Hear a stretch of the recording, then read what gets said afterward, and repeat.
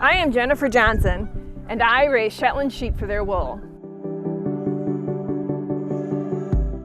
Our farm has a singular focus. We raise sheep for their wool so hand spinners can use our fleeces to make lovely, soft, elastic yarn. When it comes time to harvest the wool from our sheep, we take very particular care to ensure that it's harvested in a way that is optimized for hand processing the wool for spinning into yarn. This means making sure it is clean and free of neps or second cuts. These faults that occur during the harvesting of fleeces diminish the efficiency for hand spinners, so we do everything we can to prevent them.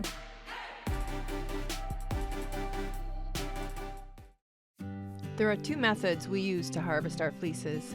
One is shearing, where our professional shearer travels from Massachusetts to our farm for a day of shearing sheep.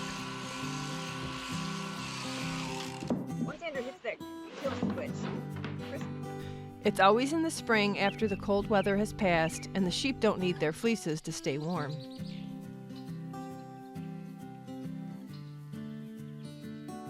Shearing is fast work. We usually shear around 40 of the sheep in about 3 hours or less. It is safe for the sheep and is a great way to get the wool off the sheep quickly.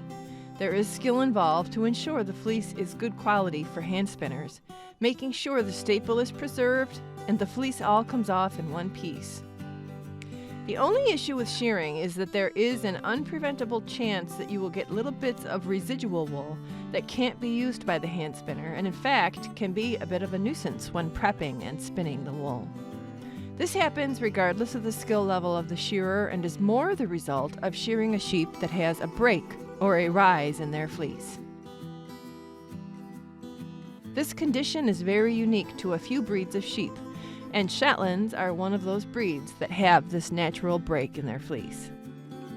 For breeds of sheep that have a rise or a break in their fleece, the ideal method for harvesting their wool is through a process called rooing, and that's what this video is all about. Shetland sheep have a unique trait where they reach a point in their fleece where there is a break in the staple. The break is also known as the rise. When they reach the rise, always in the spring, it is time to harvest their fleece with a process called rooing. Rooing is where you pluck the wool from the sheep, taking advantage of the weak spot. These photos are available from the Shetland archives and show how the islanders would harvest the wool from their sheep by rooing them when they hit the rise. This harvesting method is an alternative to shearing, which doesn't require a break in the staple, so with shearing it's nice because you can shear them anytime you like. The rise will occur on different sheep at different times. They don't all hit the rise at the same time. So some sheep will hit the rise really early in the season, in February, when it's still pretty cold out, and others will hit it more towards early summer. And some of our Shetlands don't even get a rise, so they're always going to be sheared by the shearer. I've tried to come up with some method of correlation, like what sheep hits the rise or has a rise, and what sheep don't. Is it a factor of the fineness of the wool, or I don't know, some sort of genetics? I don't really know yet. I have yet to figure that out, what actually causes the sheep to have that break in their staple. Another thing I've noticed is that some sheep rue really easily on different parts of their body. Most of the time it's the breech, it just kind of falls off, whereas when you get closer up to the neck, it's a little bit harder to come off, but it still will rue over the whole body. In the spring, before we shear, I will physically check each and every ewe to see which ones are good candidates for rooing. I try to rue 30 to 35 each year out of the 75 that we have in the flock, and then the balance gets sheared. And I use the term weak rise as a good thing, so that means that rise is very weak and the fleece separates really easily from the body. So when I say weak rise, that's what I'm talking about. I've noticed that if a ewe carried a lamb over the winter, they are much more likely to have a weak rise. Mrs. Hughes was an example of this. The year she had lambs, she was very easy to rue. The year she didn't have lambs, I could not get the wool off and had to actually cut her fleece off with a pair of scissors. And I don't have shearing clippers, nor do I know how to use them. Sadly, her fleece that year was pretty mangled, but the positive side is I think this was when I figured out how to make my bumbly yarn, as her fleece had a lot of shorter, curly bits that are perfect for this type of spinning. Also, her fleece the following year had a lot of irregularity at the tip due to the hybrid method I had to use to harvest her fleece. This year I had 74 sheep with fleeces to harvest, and I sheared 42 of them, so the balance of them I rooed. The nice thing about root fleeces is you don't get any second cuts or any neps in the staple. So this is nice for two reasons. For hand spinners, it makes it really easy to process the fiber and you don't get as much waste. For the breeder, it's nice because it gives me a true idea what the staple length is, and staple length is one of the criteria that we consider when making breeding decisions. Our typical staple length is anything between 2 and 4 inches, and you can usually stretch the staple and get an additional inch from that because of the crimp.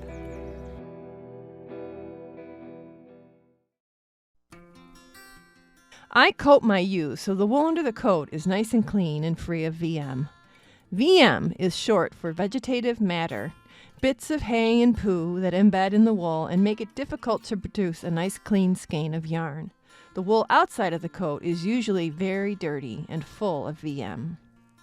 And ewes that are 1 year old, or yearlings, have the most amount of VM in their wool as they are smaller than the adults, and the hay tends to fall from the adults' mouths into the back of the neck of the younger, smaller sheep.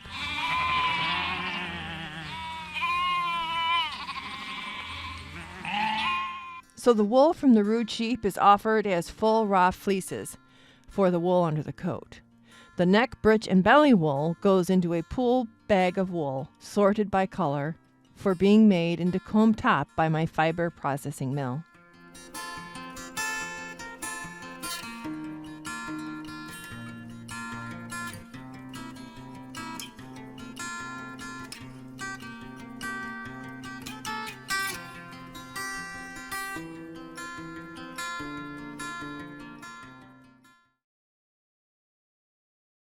So when I roo the sheep, I like to put them in this grooming stand. And it's a great way to keep them immobilized and safe. I've tried other methods where I would lay them on the ground or I would hold them in my lap, and the problem there was either one of us would get hurt or the fleece would get destroyed. So I've gotten feedback that this looks like a cruel method to keep the sheep immobilized, but it's really the safest way. It's got these really nice removable side panels to keep her from falling off one of the other sides.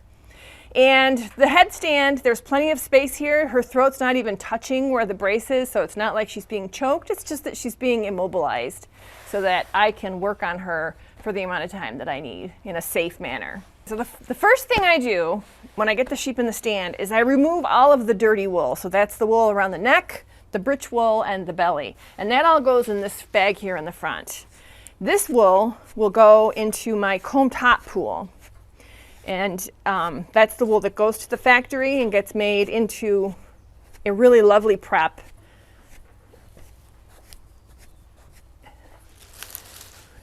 It's just really nice for doing worsted type spinning.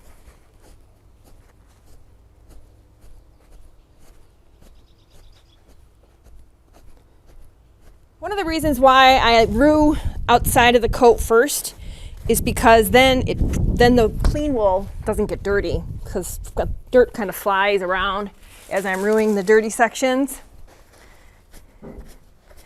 And so I leave the coat on until all this dirty stuff is removed.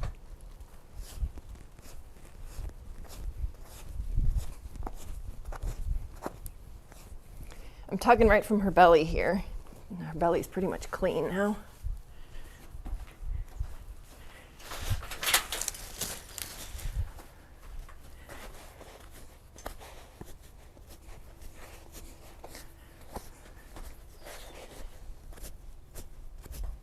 When we shear, the shearer puts all the belly wool in a garbage compost bag, but I put it, when I'm rooing, I just put it all in the same bag for the mill.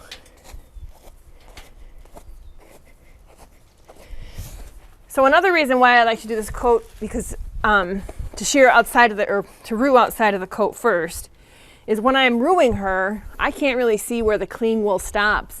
So having it off first before I do the wool under the coat helps to prevent getting too much dirty wooling with the premium stuff. So then I remove her coat, which is really, the coat is just about keeping the wool clean so that the hand spinners, when they purchase the raw fleece, have a nice clean product to enjoy and aren't having to deal with a lot of hay and chaff and stuff in the wool.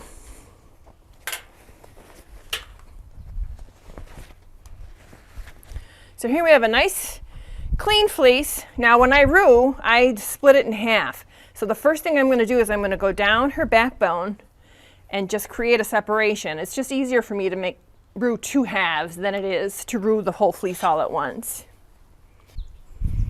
So separating this right down her backbone. And then I start to peel one side and then the other. I work to make sure that the whole half is all one piece. Hand spinners like a fleece to be in the shape that it was when it was on the sheep. There's a few reasons for that. Number one is it's easier to comb or to flick if the locks are intact. And you can just grab off pieces from the washed fleece. The other reason is it's nice to know what part of the body that wool that you're working on covered, whether it was stuff that was closer to the breech, which might be a little bit coarser, versus stuff closer to the neck, which is usually going to be softer wool.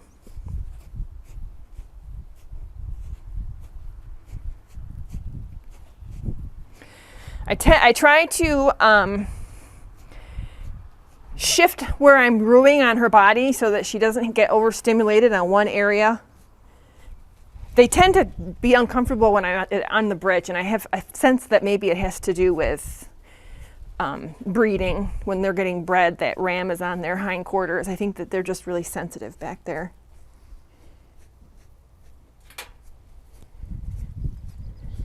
And I do small bits at a time, so you don't want to get too over ambitious.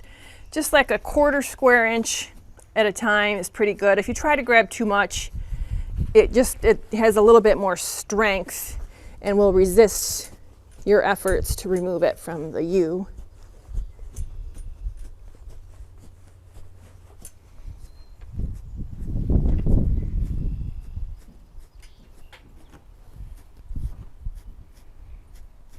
So it is mid-May, and she's already got quite a bit of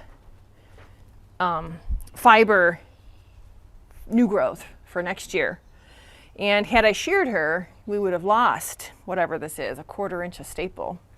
So that's another reason why ruing is an ideal method for harvesting, is you get the true length of the lock for that particular sheep. And it's determined by the sheep and when she hits the rise versus when we decide to shear her.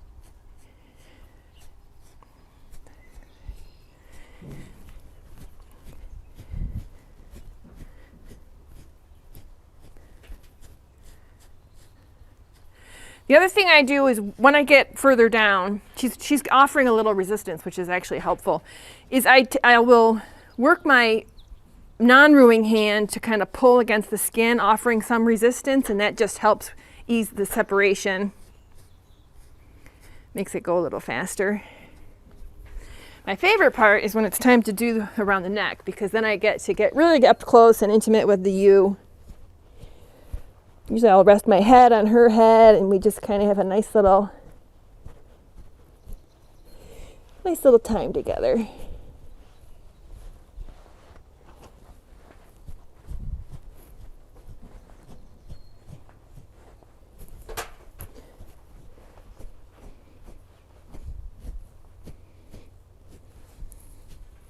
So when the wool gets to the point where it could interfere, where she could step on it, these side panel things are awfully handy. I just kind of drape the wool over the side there, and that just prevents her from stepping on it and getting it all tangled in her little feet.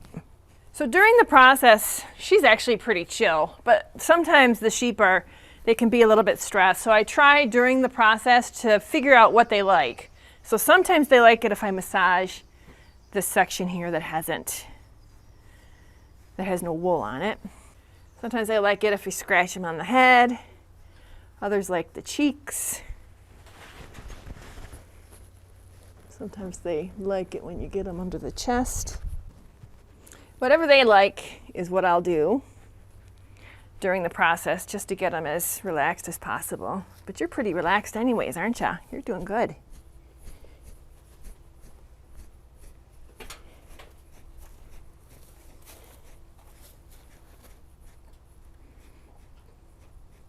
So this fleece, you can see, has a little, see this little yellow stuff?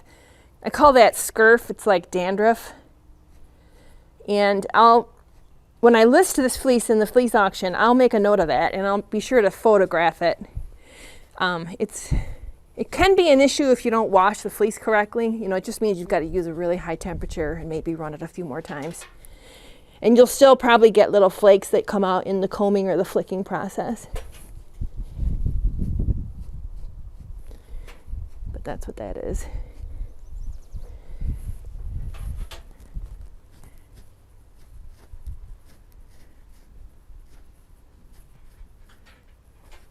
She's pushing up against the wall, so I'm just going to pull her back here. It's okay.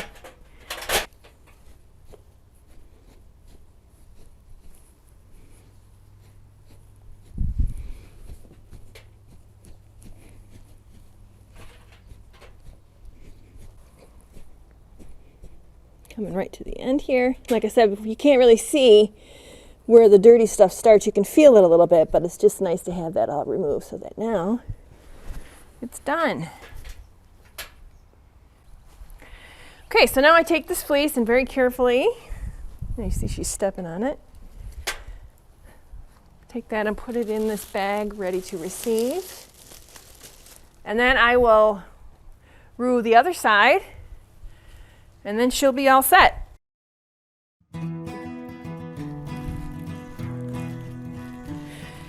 So I try to rue them early in the day, and the reason for that is they get locked in the barn at night. And when a rued ewe gets introduced back into her flock, the flock is going to look at her as a new sheep, and she's going to get run through the whole initiation process. So I like to do it early in the day so she's got time to be outside, able to run away if somebody's being a little bit aggressive with her because they don't recognize her. It gives her a little extra time to become used to her new form and, develop that relationship with the balance of her flock.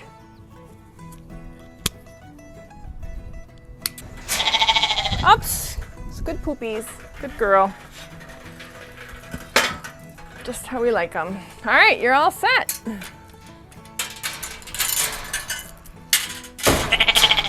You want to go back with everybody else? We're going to keep an eye on you just for a second. You still got a little bit of trimming to go. This is stuff we can work on later. Around your face, you pretty, pretty girl. Can you say hello?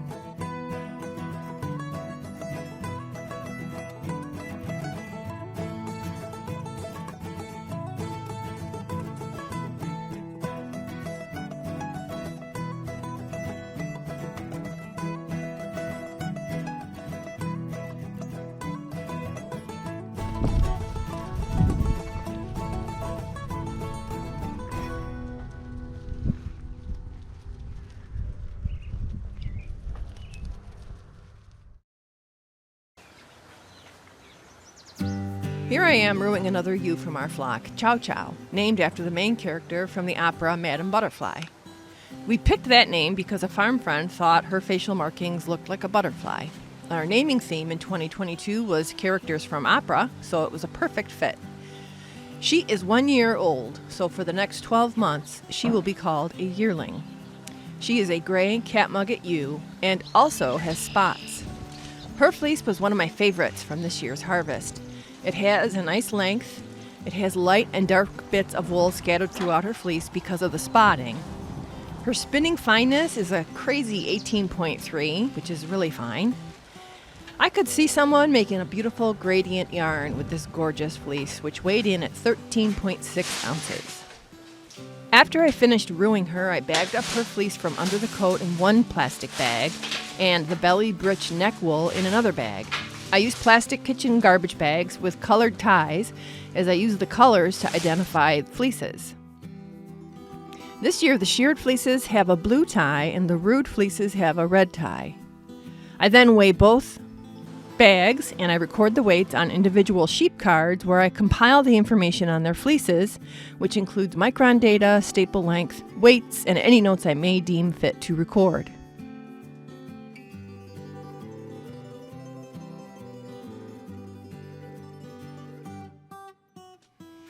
I use these cards for lots of things. Primarily, I use them for uploading the data for the fleece auction.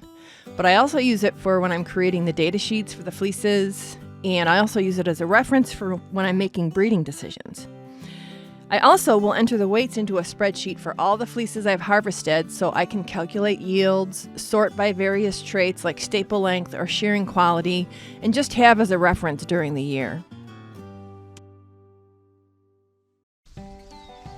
Root fleeces are prized by hand spinners because of the pristine condition of the fleece, and also it's such a unique trait and an interesting method for collecting fleeces. I strive to roo as many sheep as I can in order to provide hand spinners with these really interesting and wonderful fleeces.